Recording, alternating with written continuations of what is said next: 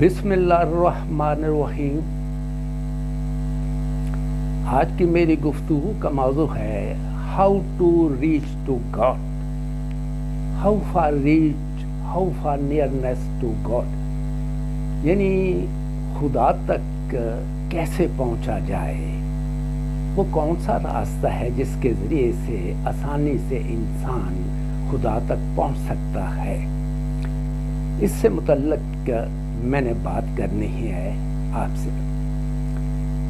اللہ تعالیٰ نے فرمایا ہے یا حدیث شریف میں ہے کہ اگر میرا مومن بندہ ایک قدم میری طرف بڑھ کر آتا ہے تو میں 2 قدم اس کی طرف بڑھ کر جاتا ہوں۔ اب اس بات سے یہ ثابت ہوتا ہے کہ خدا تعالیٰ اپنے مومن بندے سے خود ملنا چاہتا ہے۔ اگر مومن بندہ بھی ملنے کی خواہش کرے تو اس حالت کو، اس صورتحال کو کسی شاعر نے اپنے شعر میں بڑی خوبصورتی سے بیان کیا ہے۔ وہ کیا ہے؟ مزہ تو تب ہے، ملنے کا مزہ تو تب ہے کہ دونوں ہو بے قرار۔ ملنے کا مزہ تو تب ہے کہ دونوں ہو بے قرار، دونوں طرف ہو آگ برابر لگی ہوئی۔ اب اللہ تعالیٰ سے ملنے سے پہلے مومن بندے کو اپنی جو اس کے ماضی میں خطائیں ہوئی ہیں ان کو بھی تو معاف کروائے پہلے، تبھی مل سکتا ہے۔ اب خطاؤں کے معاف کروانے کا کوئی آسان طریقہ تو ہونا چاہیے۔ رسول پاک صلی اللہ علیہ وسلم کے پاس ایک شخص آیا، اس نے کہا کہ مجھ سے ایک خطا ہو گئی ہے حضور، میں کیا کروں؟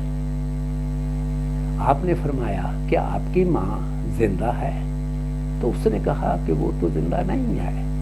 پھر آپ نے فرمایا کہ آپ کی کوئی خالہ زندہ ہے؟ تو اس نے پھر کہا کہ وہ تو زندہ نہیں ہے۔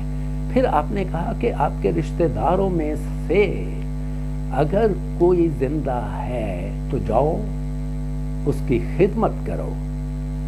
اس سے کیا بات ظاہر ہوتی ہے کہ رشتوں کا ادب کرنا اور اس کی خدمت کرنا، اس سے خطائیں معاف ہوتی ہیں۔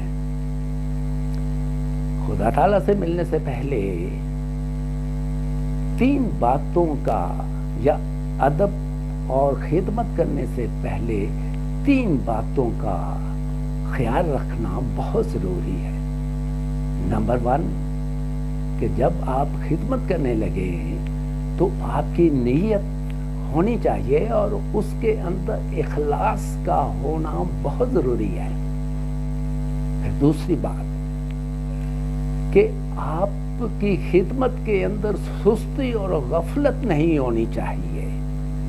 اور پھر تیسری بات کیا ہے کہ جو بات آپ سے کہی جائے اس کا سمجھنا بہت ضروری ہے۔ یہ عادت آپ کو اپنانی چاہیے۔ اگر ان 3 باتوں میں سے کوئی بھی بات اگر نہیں ہے تو آپ سمجھ لیں کہ آپ کامیاب نہیں ہوئے یا نہیں ہوں گے۔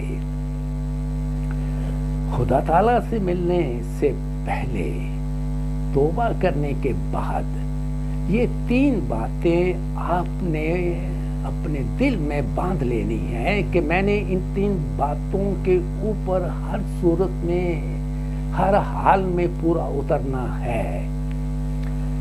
اب میں اس بات کی طرف آتا ہوں کہ خدا تک جانے کا کوئی راستہ ہے؟ اگر راستہ ہے تو وہ کون سا راستہ ہے؟ وہ کیسا راستہ ہے؟ جب ہم کہتے ہیں کہ خدا سے ملاقات کرنی ہے تو اس کا مطلب یہ ہوتا ہے کہ ہم نے خدا تک پہنچنا ہے۔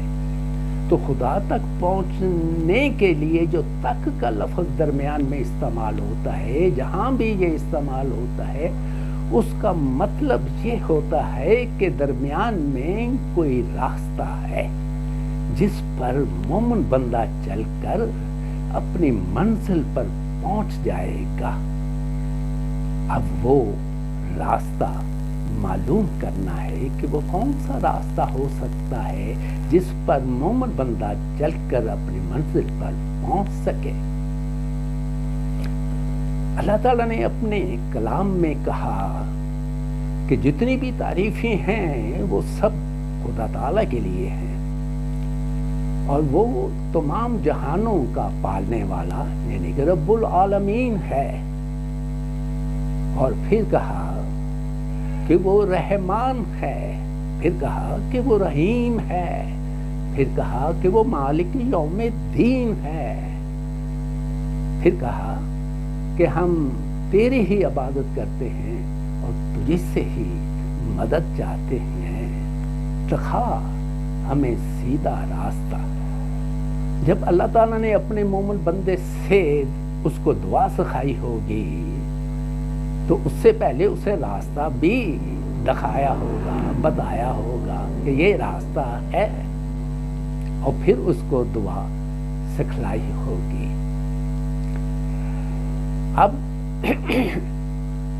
راستہ کیا بنتا ہے؟ راستہ اللہ تعالیٰ کہتا ہے کہ وہ بندے جو مجھ سے ملنا چاہتے ہیں یا ملنے کی خواہش کرتے ہیں،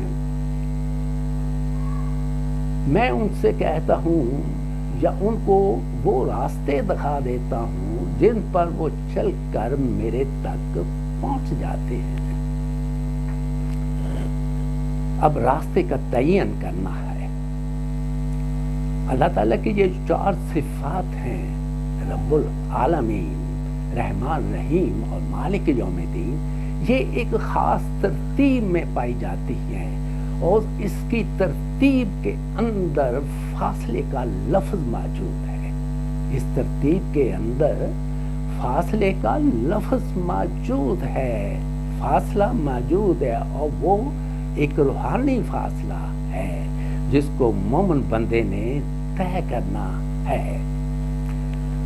اب میں اپنے اگلے حصے میں یہ آپ کو بتاؤں گا کہ اگر خدا تعالیٰ جب اپنے بندے کی طرف قدم بڑھاتا ہے تو وہ کون کون سی منزلیں طے کرتا ہے۔ اسی کے ساتھ میں اپنی بات کو ختم کرتا ہوں آئندہ کے لیے، اور آپ کا بہت بہت شکریہ۔ میرے چینل کو سبسکرائب کرنا نہ بھولیے گا۔